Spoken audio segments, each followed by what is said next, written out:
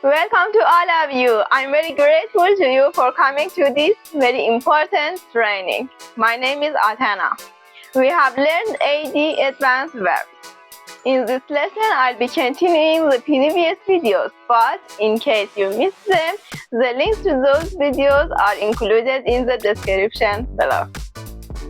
We'll now move on to the ninth section. Number 1. If you put a sponge in water, it slowly takes in the water. It absorbs the water. Absorb. You can see I've added the word stress above the verb. So we say absorb. We wouldn't say absorb. What kind of things can be absorbed? Well, water or other liquids, energy, knowledge, information. Plants absorb sunlight. It's easy for children to learn languages because they absorb new information so quickly. Number 2. After Sarah left the room, her perfume stayed in the air for a while. Her perfume lingered. Linger. When something lingers, it stays in a place longer than it should. It doesn't really have a purpose. What kind of things can linger? Smells can linger. People can linger. Emotions, feelings can linger. I made a lamb and apricot curry the other night, and the smell lingered in the fridge for days. Even after the curry was gone, the smell, it lingered there. Coffee shops don't always like it when customers linger for hours after buying just one cup of coffee. I mean, it's time to go or order another drink. Number 3.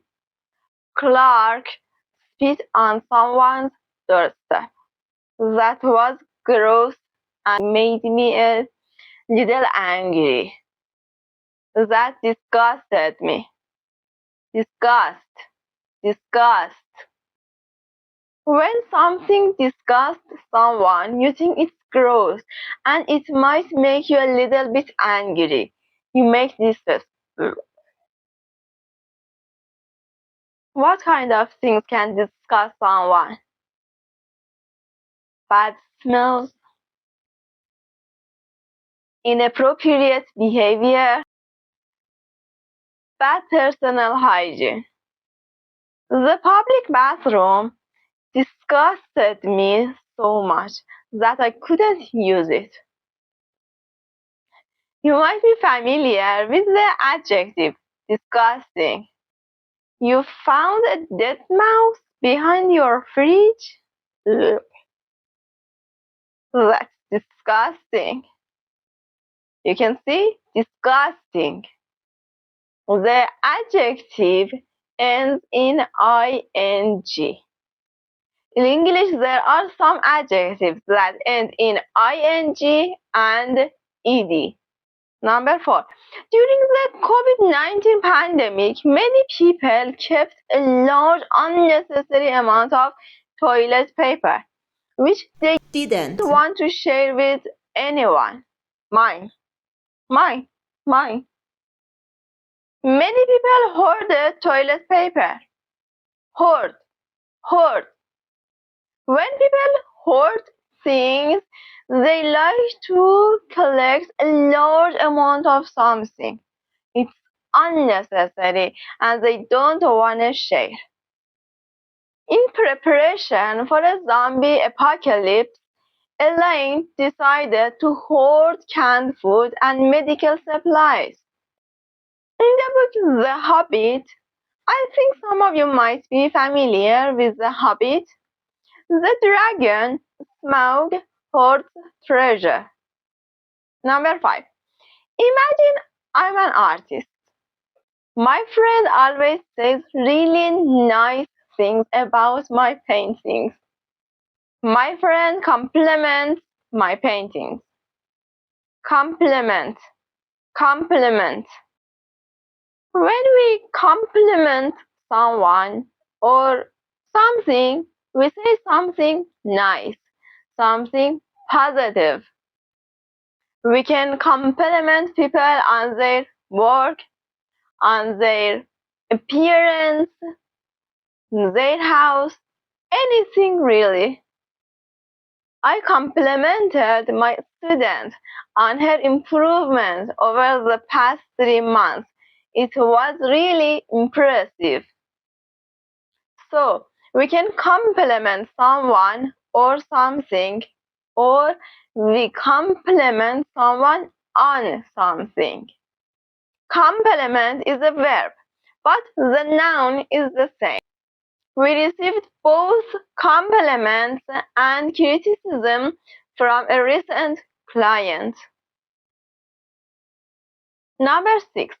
Chocolate is great on its own, but mint can improve the chocolate and make it more special. Mint can complement chocolate. Complement? Wasn't that number 5? Number 5 and number 6 have the same pronunciation, but number 5 is spelled with an I and number 6 is spelled with an E. To be honest, a lot of native speakers make this mistake. They use these two verbs interchangeably. But just remember, there is a difference. When something complements something, or when two things complement each other, they go well together. They help improve each other. Normally, we're speaking about food like mint and chocolate, strawberries and champagne, but we can also speak about colors. Oh, the plants really complement the natural colors in your living room. Number 7. Hey boss, have you lost weight? You look great. Red hair, red dress. Not many people can make that look good. But you can. Luna always gives our boss compliments, but they're not sincere. Sincere is an adjective which means honest or genuine. Luna always flatters our boss. Flatter, flatter.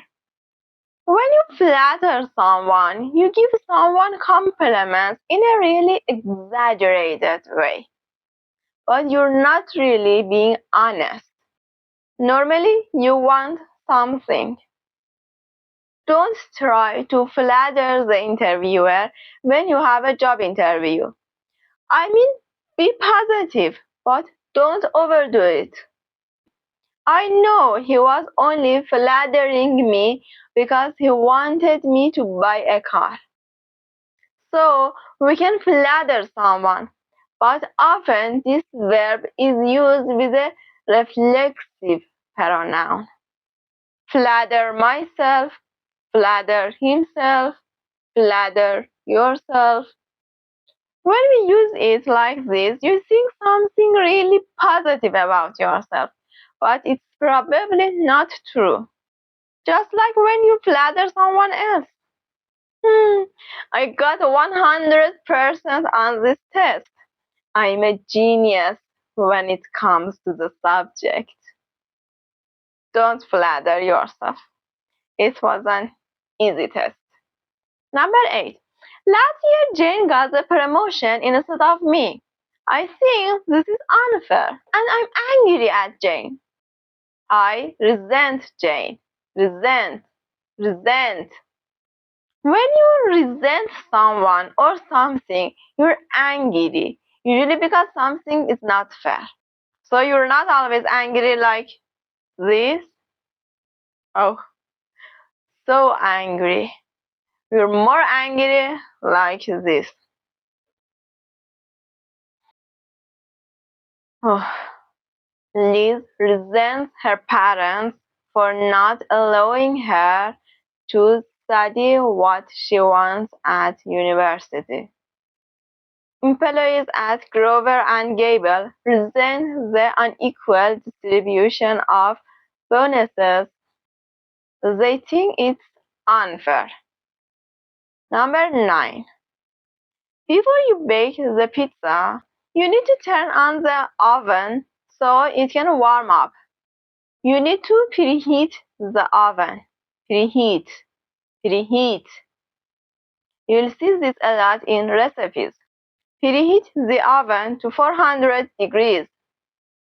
And the adjective is also common. Bake the cinnamon rolls in a preheated oven for 3 minutes.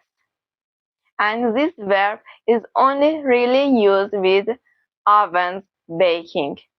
We wouldn't say before exercise, it's important to preheat. Number 10. During the war, many families had to escape quickly because they were afraid and their lives were in danger. Many families had to flee. Flee. Flee. Notice how flee is an irregular verb. Flee, fled, fled. When someone flees, they have to escape quickly because they are afraid their lives are in danger. People can flee a country during a war. Criminals might flee the crime scene. They want to escape. They're afraid of being caught. Animals can flee a predator. As the flood waters began to rise, people had no choice but to flee to higher ground. Thank you for watching this lesson. If this has been useful, please subscribe, share, and thumbs up. Bye!